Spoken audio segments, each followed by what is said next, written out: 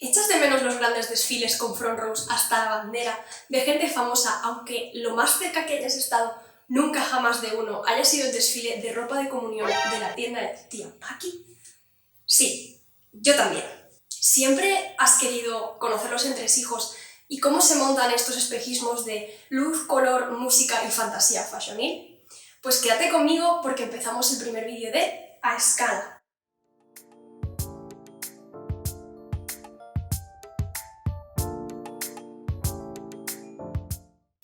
Hola a todas y todos, soy Amanda y si has llegado aquí es porque mínimamente te pica la curiosidad y quieres saber más del mundo de la moda, la arquitectura y el diseño industrial. Así que, primero que nada, te invito a suscribirte y a darle a la campanita para estar enterada de todo lo nuevo que vaya subiendo. Bien, para este vídeo quería mostrar un tema que siempre me ha apasionado a caballo entre el diseño de arquitectura, el interiorismo y el diseño de moda. Y este es la producción de eventos. Y muchas me diréis, pero Amanda, hay profesionales de la producción de eventos, como los wedding planners y organizadores de eventos variados de todo tipo. Y yo os digo, sí, y está genial que existan este tipo de perfiles, pero no se necesita una formación específica para organizar eventos. Y creo que hay muchos aspectos en un evento como una superproducción de moda que necesita perfiles muy concretos, como arquitectos, diseñadores, técnicos de iluminación, sonido, atletistas. Y mi meta es explicaros por qué puede que sea más fácil diseñar y coordinar el montaje de una pasarela si eres arquitecto o project manager o si tienes ciertas nociones de construcción. Así que, en este primer vídeo en el canal, me gustaría contaros cómo se han hecho algunos de los desfiles y pasarelas icónicas de los últimos años y qué clase de recursos se utilizan en estas producciones para mover a tanta gente y generar ingresos millonarios. Tampoco podemos negar que ver estos desfiles es como una forma de soñar, como de transportarse a un mundo paralelo. Y no entro en la cantidad de problemas que genera esa obsesión por sacar constantemente colecciones, y que si queréis os comentaré en próximos vídeos. Para facilitar un poco las cosas y poder hacer comparaciones, he decidido categorizar estas pasarelas y eventos de moda en 5 grandes grupos, que ahora os explicaré con ejemplo. Al final, creo que con el concepto con el que tenemos que quedarnos y que relaciona de una forma tan sólida arquitectura, moda y diseño, es que una pasarela no es otra cosa que una instalación temporal en un espacio que ya estaba definido previamente. Por lo tanto, se tiene que poder montar y desmontar una vez ha cumplido su función. Caso 1. Yo la llamo la pasarela estilo años 90. La utilizaba todo el mundo cuando la industria de la moda aún estaba comenzando a despegar tal y como la conocemos hoy en día, desde Givenchy a Dior. El presupuesto de estas pasarelas seguía siendo alto, pero su filosofía es muy sencilla y, aunque os parezca mentira, se parece mucho al típico montaje de cualquier disco móvil de pueblo, por increíble que os parezca. Se pueden y se suelen montar en una carpa o en un pabellón de feria de muestras.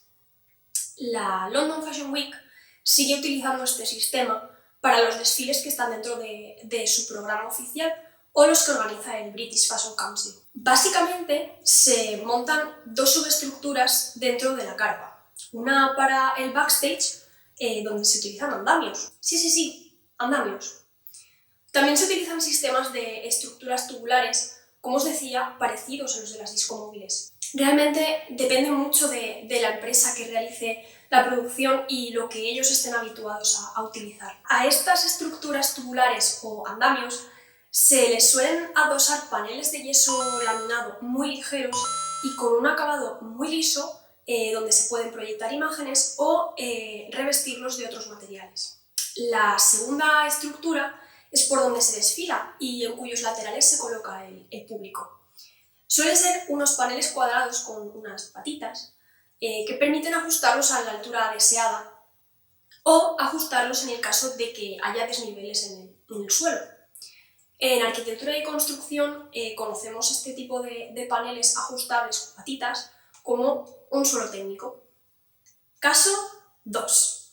Este recurso lo estoy viendo un montón desde hará unos 4 o 5 años, cuando las pantallas de LED empezaron a popularizarse. Estoy hablando del caso de Balenciaga Verano 2019, es decir, de su desfile de la temporada 2019, pero que ya tuvo lugar en 2018, es decir, hace apenas un par de años. El recurso del que os vengo a hablar hoy, recurso arquitectónico, por así decirlo, es genial porque es muy flexible y permite crear una ambientación totalmente personalizada y muy adaptable a prácticamente cualquier cosa o situación.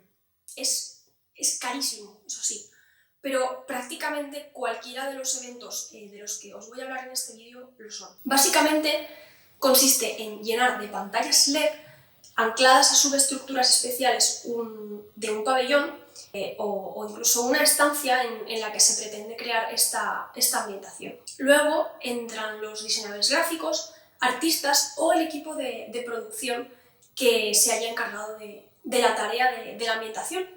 Incluso muchas veces entra también la propia dirección creativa de la marca. Y ellos pues se encargan de diseñar la ambientación y esta se proyecta en dichas pantallas de LED o directamente pues se conecta a un ordenador y se reproduce como si fuese cualquier tipo de vídeo. A mí me parece un recurso muy chulo porque permite cosas loquísimas como meterte en una especie de mundo rollo Matrix, como en este desfile de Valenciaga. Eso sí, no es apto para claustrofóbicos o desfiles muy largos, porque aunque se coloquen los paneles de forma que no los tengamos por los 4 lados, puede ser bastante agobiante. Caso 3. Dior y sus flores, las flores y Dior. Para mí, una de las grandes motivaciones para crear este vídeo, y no miento, toda la parafernalia de este canal de YouTube, vino de ver el documental Dior Night, que como sabréis, y si no lo sabéis, os hablaré de él en otro vídeo en el futuro, es el documental que muestra el desarrollo de la primera colección que el diseñador Raf Simons hizo para Dior y que para mí, personalmente, es una de las colecciones y probablemente la pasarela más icónica, no solo de Dior en mucho tiempo, sino también del mundo mundial para siempre jamás. Como todo lo que hizo Raf Simons para Dior, hasta que se marchó. Raf, no te lo perdonaré jamás. En fin, al lío. El caso es que el señor Simons decidió que, por si no era suficiente hacer una colección Haute Couture 2012 que nos dejase a todas llorando de la emoción, habría que cubrir una de las plantas de un hotel entera con flores.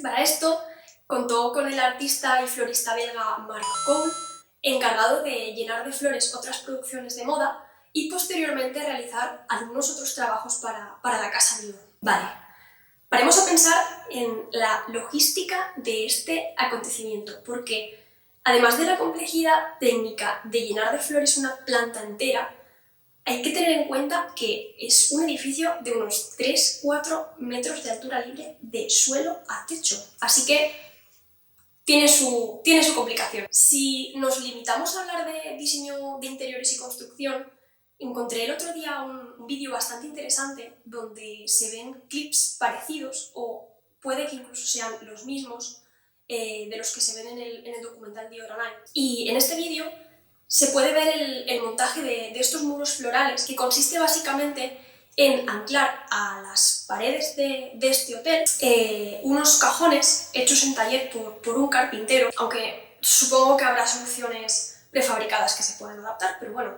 estamos hablando de Dior. De cualquier manera, unos cajones anclados a una pared. Supongo que el edificio no tendría por dentro ningún tipo de adorno o moldura que fuese importante no cargarse con esta instalación, porque para que estos cajones de los que os hablo no vuelquen, es importante taladrar las paredes y anclarlos, porque son muy altos. Es decir, como si fuese una estantería. Posteriormente, y por lo que he podido ver en vídeos de sistemas parecidos, Se les coloca dentro trozos de espuma verde donde tú vas clavando las flores. En Dior, por ejemplo, utilizaron una tela de gallinero grapada a los marcos de los propios cajones para que la espuma no se cayese, y supongo que de alguna forma crease también como una cuadrícula donde ir poniendo los ramos como de una forma un poco más controlada. No os dejéis engañar, porque a mí también me la colaron. No, las flores no son de verdad, son flores de tela muy bien hechas. Caso 4. Una de las tendencias más exploradas durante los últimos 5 o 6 años, y que, si no me equivoco, comenzó Nicolas Ghesquière cuando llegó a Louis Vuitton allá por el año 2013, es la de producir eventos de high fashion en edificios emblemáticos o iconos arquitectónicos. Si os parece, dedicaré un vídeo más adelante solo a hablar de algunos de estos desfiles de Nicolas Ghesquière, porque utilizan conceptos arquitectónicos muy interesantes. En el de hoy quiero hablaros del desfile particular de Dolce & Gabbana Alta Moda 2019, realizado en el Templo de la Concordia, en Agrigento, que es una zona arqueológica de gran valor conocida como Valle dei Tempi, en el sur de Sicilia. Uno de los fundadores de Dolce & Gabbana, Domenico, es siciliano. Para quienes estéis más familiarizados con el mundo de la moda que el de la arquitectura, sabréis que las colecciones de este dúo parten siempre de una iconografía súper italiana. Se basan mucho en la artesanía típica de ciertas zonas de Italia, se apoyan en su industria artesana y manufacturera, que es vastísima, utilizan motivos y patrones típicos de la arquitectura tradicional italiana. Vamos, que siempre tiran para casa. El caso es que en su colección de alta moda, que es algo así como la haute couture pero a la italiana, de 2019, deciden crear una serie de vestidos y looks con una clarísima inspiración olímpica, con un montón de elementos que normalmente asociamos a la mitología griega, pero también a la romana, que precisamente en Sicilia pues tienen como una forma muy única de entremezclarse. En fin, que me enrollo, vamos al lío. En este desfile se utilizan dos conceptos que son prácticamente lo mismo, pero que tienen motivos diferentes de ser. Y esto es, cuando acabas una pasarela y recoges tu chiringuito, tienes que dejar el lugar exactamente como te lo encontraste. ¿Por qué? Pues porque, como os decía anteriormente, un desfile no es otra cosa que una instalación temporal, que tiene su uso y cuando tú terminas, pues lo tienes que desmontar. ¿Por qué más, si cabe, en este caso es importante montar y desmontar sin dejar huella? Pues porque estamos hablando de un edificio que tiene valor patrimonial, está catalogado y tiene un valor arquitectónico, cultural y constructivo incalculable.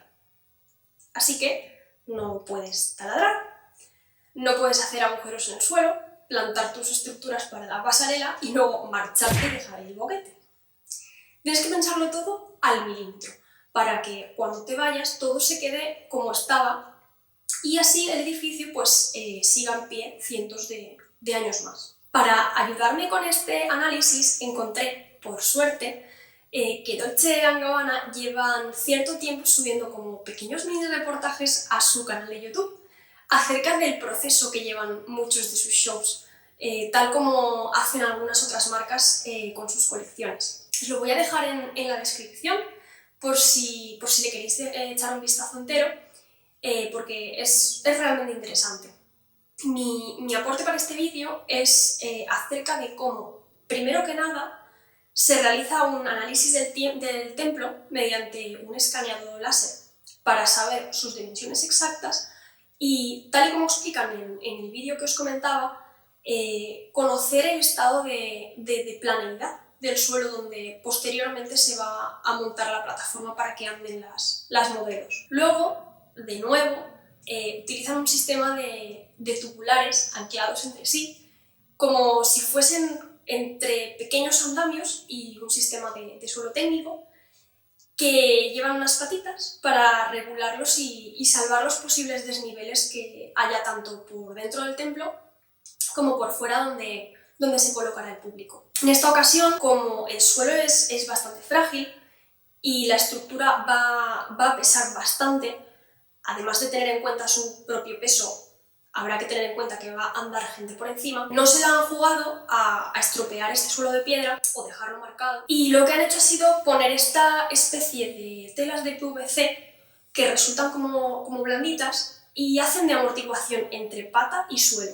Es súper interesante porque debajo de este tipo de suelos se colocan también todos los cables y las instalaciones que suelen hacer falta en este tipo de eventos, por lo que quedan ocultos, no los ves, y de nuevo son relativamente fáciles de montar y desmontar.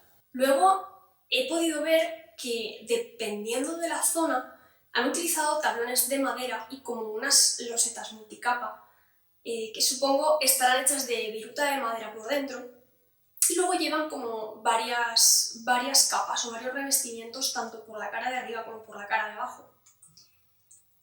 Además, una de las cosas en las que me gustaría incidir muchísimo es de nuevo pues en todo este tema de la planificación previa, que todo desfile de este tipo y todo evento de este tipo debería tener.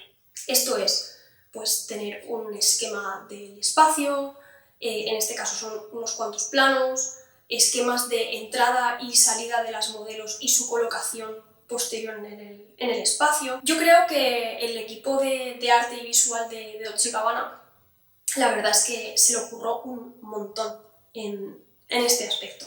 Caso 5. Me dejo la pasarela más complicada de explicar para el final, porque tiene truco. Y si os interesa más el tema, os explicaré con más detalle en un vídeo dedicado cómo se han hecho algunos de los decorados más icónicos de Chanel. Vale, lo primero, voy a explicaros por qué creo que los desfiles de Chanel tienen truco. Bueno, porque creo que, siendo una de las grandes marcas con presupuestos millonarios para gastar en desfiles y semanas de la moda, Chanel precisamente no sigue un patrón concreto en sus escenografías, a excepción de un aspecto. Y es que siempre, o casi siempre, salvo muy contadas excepciones, Chanel realiza sus grandes producciones de moda en el Grand Palais, que es un edificio de estilo Beaux-Arts en el centro de París. Los desfiles de Chanel son variadísimos.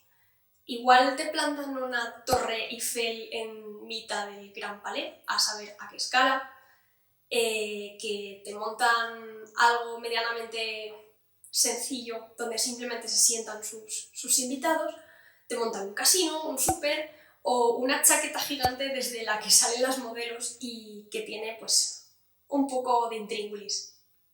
Ellos no siguen un patrón.